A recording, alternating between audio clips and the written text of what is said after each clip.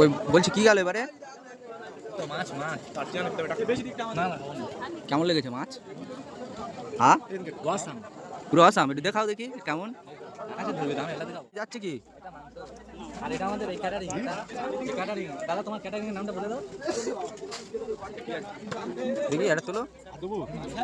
হ্যাঁ সেই লেভেল নাকি?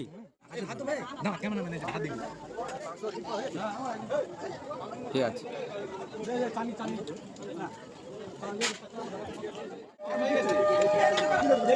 আস্তে কর। ও না মারো মারো। ওয়াসাম কাজু বাদাম তাই তো? কাজু কিশমিশ নিয়ে আসুন, ক্যামেরাটা নিয়ে আসুন, ওয়াসাম